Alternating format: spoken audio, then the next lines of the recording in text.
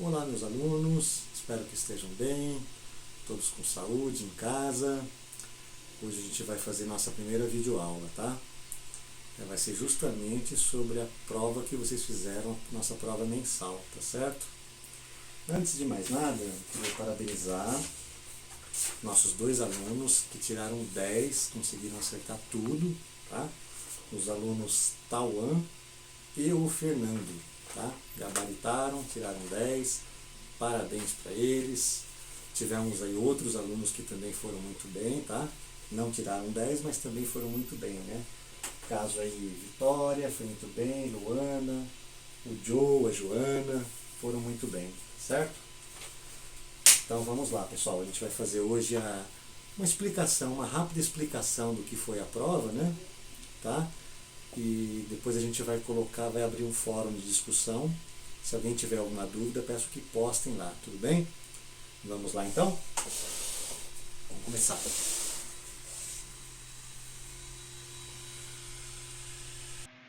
Então, turma, a nossa primeira pergunta foi: quais as diferenças entre uma rede cliente-servidor e ponto a ponto? Essa pergunta valia 1 ponto, né?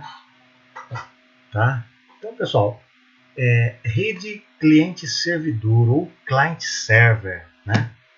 É uma rede, pessoal, em que tem um servidor, tá? O que ele faz? Ele provê serviços e recursos, né? Provê para quem? Provê para o cliente, né? Um servidor provê serviços e recursos para o cliente. O cliente é o que? É um computador, é uma estação de trabalho, tá? Do cara que está na empresa, que está num departamento trabalhando, acessando arquivos de um servidor, né? Tá? Então, uma rede comum, qualquer redezinha de uma empresa aí que tenha uma LAN, normalmente vai ter um servidor e vai ter as estações, o cliente, tá certo? Já numa rede ponto a ponto, eu não tenho a figura do servidor, tá? Eu tenho apenas pelo menos duas máquinas, né, duas estações ou mais, trabalhando sem um servidor. Então elas conseguem compartilhar arquivos, compartilhar recursos, compartilhar impressora, por exemplo, um scanner, né? Tá? Eu consigo fazer tudo isso, mas eu não tenho um servidor gerenciando isso, tá certo? Numa rede que é cliente-servidor, eu tenho um custo mais alto, tenho o custo do próprio servidor, né? Tem um custo maior de manutenção também, porque eu tenho custo, eu preciso ter gente gerenciando esses serviços, né? Já numa rede ponto a ponto, não. Tá? Eu montei uma redezinha lá, um switch básico, conectei nas minhas estações, eu compartilho recursos, eu vou ter ali um baixo custo com isso, né? Tanto de material e também baixo custo de manutenção, né? Uma vez que eu não tenho um servidor, eu vou ter um baixo custo aí para suporte, para serviço desse tipo de recurso, né? Tá certo? Então, quem respondeu para mim dessa forma já, ok, ganhou um ponto. Segunda questão, pessoal. O que é uma rede front-end e back-end? Quais serviços são comuns nesse tipo de rede? Isso valia um ponto também, pessoal. Então, pessoal, quando a gente tem uma rede front-end, o que seria? Uma rede que fica exatamente na frente. É ela que responde diretamente para quem está do lado de fora, né? Para quem está na internet entrando para a minha rede interna. Tá? Normalmente, quais serviços eu coloco numa rede front-end? Eu posso citar como exemplo aqui um servidor web, né? Um servidor web. Ele é que passa as informações para o meu cliente externo, né? E da onde que ele coleta a informação? Se ele precisar acessar um banco de dados, esse banco de dados fica numa rede chamada back-end, né?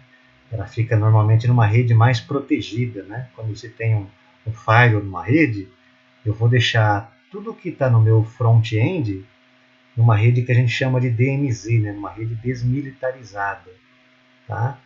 Então, o meu front-end é exatamente os servidores que provêm serviços externos, tá? Provém serviços públicos. Embora a finalidade seja essa, ele também provê serviços para a minha parte interna, né? Para a minha LAN. Tá certo?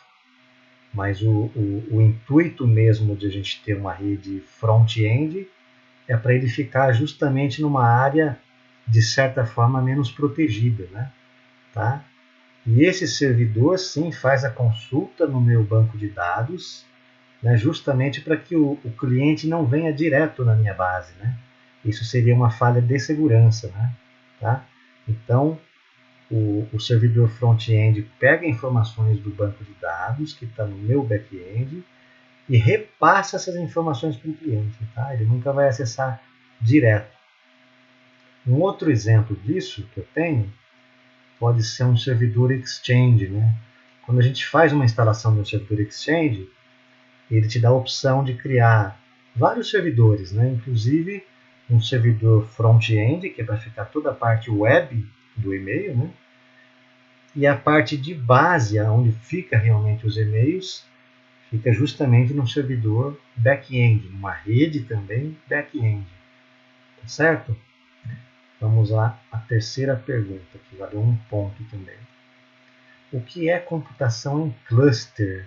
Onde pode ser aplicado? Então, pessoal, quando a gente fala em cluster, o que significa que a gente vai trabalhar com mais de uma máquina, tá? Normalmente servidor, com mais de um servidor, trabalhando como se fosse um só. Tá? Você enxerga essas duas máquinas como se elas fossem uma só, tá? Por meio de recurso de hardware ou de software. Né? Tá? Para que eu preciso disso? Para a máquina ficar com uma capacidade maior. Né? Ela fica com, uma vez que você tem duas máquinas, você tem uma capacidade maior de processamento, uma capacidade maior de memória, capacidade maior de armazenamento. Né? Você compartilha esses recursos, né? Ficando uma máquina só. Tá certo? Quarta pergunta. Cite 3 tipos de redes classificadas pela abrangência e comente sobre elas. Tá? Essa questão valeu 2 pontos. Tá? Então, pessoal, eu coloquei para vocês, como existem várias redes, né, e eu pedi somente 3, eu coloquei a LAN, a PAN e a WAN. Tá? O que seria a LAN? Local Area Network. São as redes locais, né? É o tipo de rede mais comum aí, né? Que normalmente ficam no mesmo espaço físico, tá certo? Qualquer pequena empresa aí vai existir pelo menos uma LAN, tá? Local Area Network. Depois eu coloquei para vocês a PAN, Personal Area Network, tá? Muito comum vocês usarem a PAN. São redes de curtíssima distância, né? Então eu tenho comunicação aí por Bluetooth ou USB. Antigamente se usava cabos paralelos, né?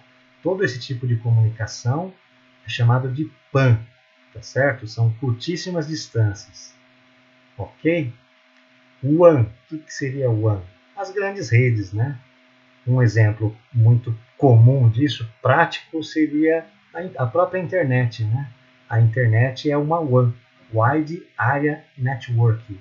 São as redes mundiais, tá certo? Depois eu tinha também outras, para quem citou outras redes, eu também considerei, tá? Eu peguei só como exemplo esses 3, que foi o que eu exigi na prova, né? Mas para quem colocou aí outras redes, como MAN, né? Metropolitan Area Network e assim por diante, eu também considerei, sem problema algum. Ok? Quinta pergunta, valendo um ponto também. O que é uma topologia em barramento? Se um cabo se romper, o que acontece com a rede? Eu comentei bastante com vocês sobre isso, né, na aula de revisão, na aula anterior à prova. Então vamos lá.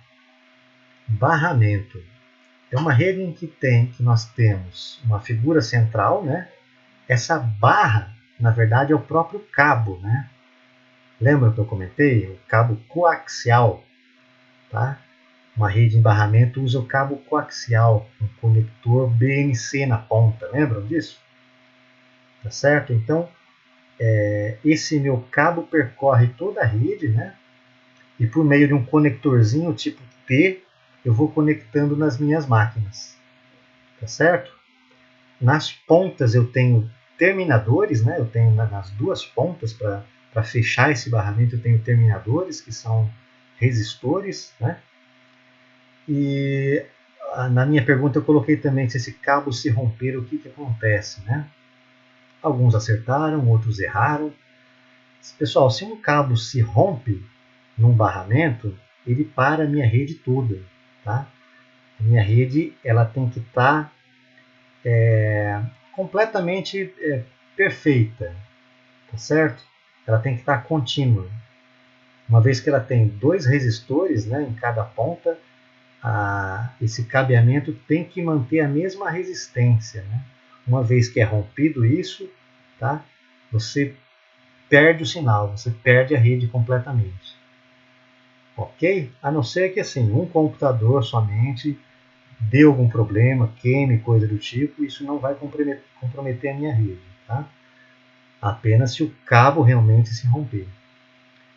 Ok? Sexta questão.